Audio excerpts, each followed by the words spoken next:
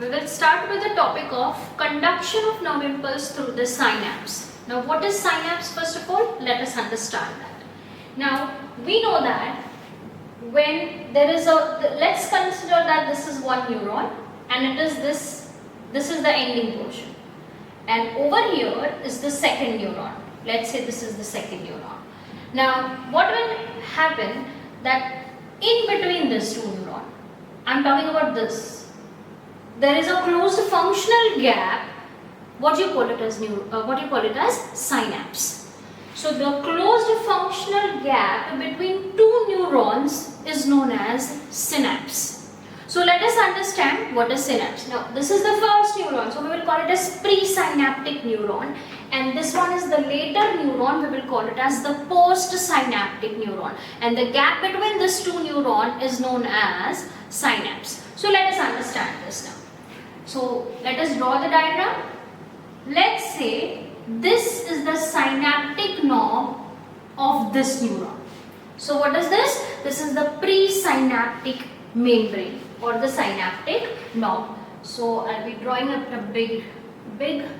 So let's say this. Okay. So this is the presynaptic membrane, or you can call it as presynaptic neuron. Now, what is the next one? Just beneath this, there is another neuron. So we will call this as postsynaptic neuron, or we can write it as postsynaptic membrane. Okay. What is this in between these two? This is known as cleft. Cleft, that is a gap. So this is what you call it as a cleft. And this presynaptic membrane, this cleft and this postsynaptic membrane. So whole this area is what you call it as synapse. What you call it as synapse. So I'll write this as a synapse. So let us understand what is a synapse. So I'll write here, synapse is a closed functional gap between two neurons, right? Between two neurons. So between this and this is the gap and this whole structure. And what is the length? The length is about 200 angstrom. Now let us see how does the impulse travels. Now as soon as the impulse comes over here, this is the direction of impulse. So write it, this is the direction of impulse. As soon as the impulse comes to the presynaptic membrane, so let us understand now the process. Now impulse reaches the presynaptic membrane. Let's say it is a presynaptic membrane. So this membrane gets depolarized, means this will come under an action potential. So next point is what? The presynaptic membrane gets depolarized.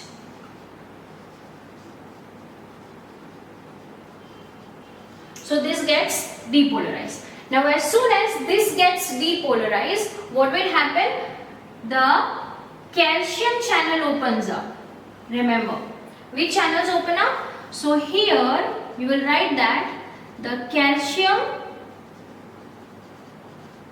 channels opens, and calcium from the cleft will enter into the presynaptic membrane. So I'll put an arrow over here. Let's say this is so the calcium goes in. Remember this. So, and calcium from cleft enters into the presynaptic membrane over here. Now as soon as the calcium enters over here, now in the presynaptic membrane there are some synaptic vesicles present. So I'll draw that now. So let's say these are synaptic vesicles present in the presynaptic membrane. Okay, now these presynaptic vesicles, these are vesicles in the presynaptic membrane. Let's say these are vesicles.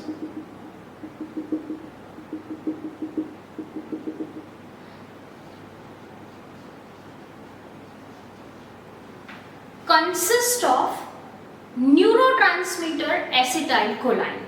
So what will happen? The calcium enters over here and the synaptic vesicles will come and release the acetylcholine into the cleft this way.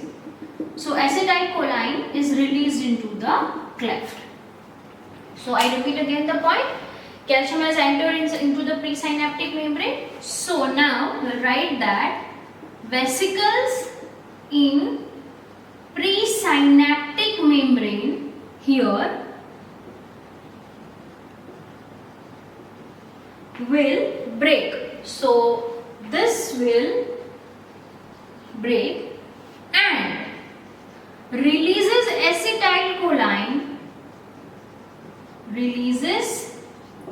acetylcholine into the cleft. Okay, now onwards, this acetylcholine which is released into the cleft has its receptors on the postsynaptic membrane. So we'll draw this. So these are the acetylcholine receptors on the postsynaptic membrane. So what will happen after this? The acetylcholine will bind to the receptors on the postsynaptic membrane this way. Okay. So now here I'll write ACH. ACH, that means acetylcholine. Okay. Receptors are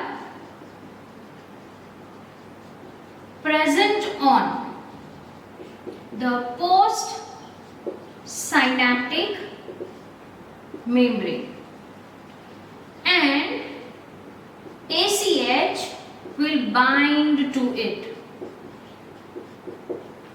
So ACH will bind to this and will form a temporary bridge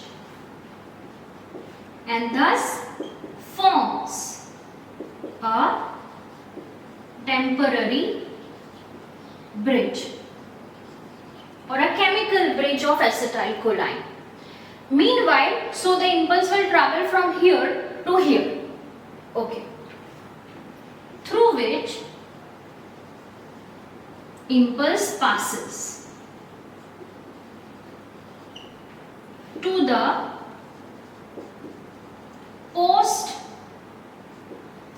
postsynaptic membrane. Okay, so the impulse will travel from this bridge, on this bridge it will travel over here. So now the impulse has come here. So the bridge is still over there in the cleft. After this what will happen? Now the impulse has come here. So this will go back to the resting potential. अब impulse यहाँ पे आया है तो this will again come back to the action potential. So this will get repolarized and this will get depolarized. Now after this what will happen? Okay, fine. So now the postsynaptic membrane gets depolarized. Okay, तो अब यहाँ पे it is getting depolarized. So let us revise it once again. सबसे पहले impulse यहाँ पहुँचा तो ये depolarize हुआ, उसकी वजह से कैल्शियम का चैनल ओपन हुआ, कैल्शियम प्री साइनेप्टिक मेम्ब्रेन के अंदर गया, उसकी वजह से वेसिकल्स ब्रेक हुए और उन्होंने रिलीज किया एसिटाइल कोलाइन क्लेफ्ट के अंदर, और फिर इम्पल्स या टेम्पररी फिर एसिटाइल कोलाइन के रिसेप्टर्स जो पोस्ट साइनेप्टिक मेम्ब्रेन पे उसके साथ उसने बाइंड किया और टेम्पररी ब्रिज बना दिया। इम्पल्स यहाँ से ट्रैवल होके पोस्ट साइनेप्टिक मेम्ब्रेन पे आ गई, तो ये रेस्ट पे आ गया और ये वापस ये डीपोलराइज्ड हो गया। यहाँ तक हमने किया है।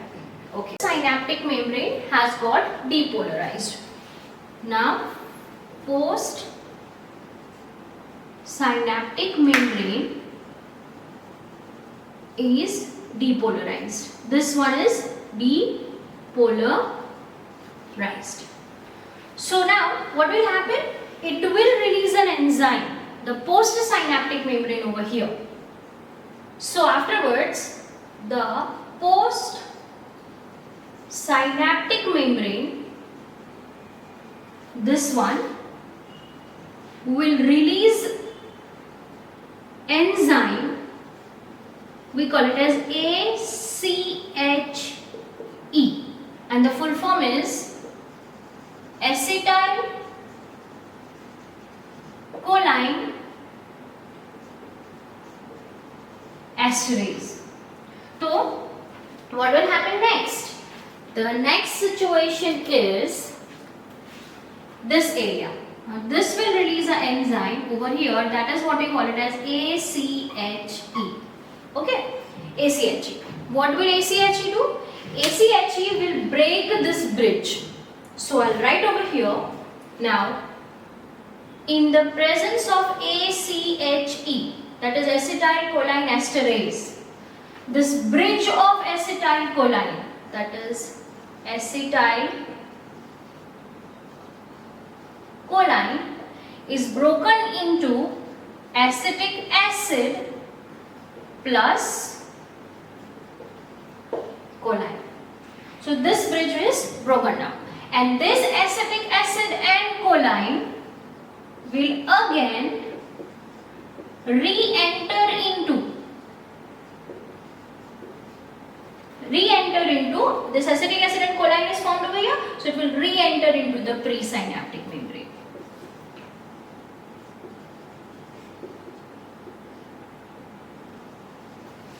And again form vesicles, and again is reformed in vesicles. So I'll write over here that ACHE will convert it into acetic acid and choline. Now this acetic acid and choline will again enter into this, and here I'll write one more point. In presynaptic membrane,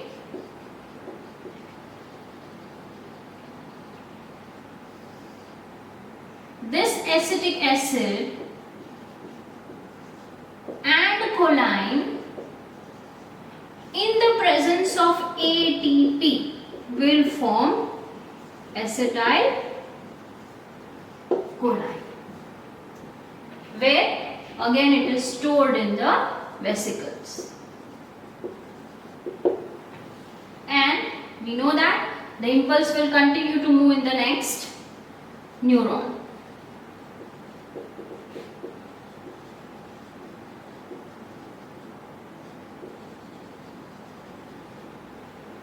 Okay, so here as we see that ATP is required, so we'll draw certain mitochondria over here, because in the presence of ATP, that is given by mitochondria, we can say that acetic acid and choline combines over here, and again it reforms the what we can say acetyl choline. Now always remember that impulse is always traveling in one direction, this way. It is never opposite, means it will go from one neuron to this neuron, because acetylcholine is always released by the synaptic knob and never by this. Postsynaptic membrane never releases acetylcholine. The acetylcholine is always released from the presynaptic membrane or the synaptic knob only, and that is why the direction of impulse is fixed. It is unidirectional. It will go in one direction only. It will not go back in the other direction. Alright, so this is all about the conduction of nerve impulse through the synapse. Now, the direction of impulse travel is fixed. Let us understand that why. Now, let us say that this is the neuron number 1 and this is the neuron number 2. So, what will happen? That the direction of impulse will always be in this direction, not in the opposite direction. Why? Because it is this end that is releasing the acetylcholine. It is the dendrites, what you can say, it is this ending, that is synaptic nerve is releasing the acetylcholine, not this dendrites. So it will always travel from this direction to this direction. Now suppose if the impulse has to be taken back, then what will happen? The neurons will have the opposite position. So it will be this way. So here comes the what you can say, the ending of one neuron, and here will be the another neuron, this way. So at this point, if the acetylcholine is released in this direction, here the acetylcholine will be released in this direction. So the impulse will travel in this direction. This is how it goes. So remember that the direction of impulse is fixed. It cannot be reversed. The reason is what? Acetylcholine is always released from the synaptic nerve. So remember this position, that it will be, if it is going in this direction, acetylcholine will be released in this direction. If it is that, then it will be released in that direction.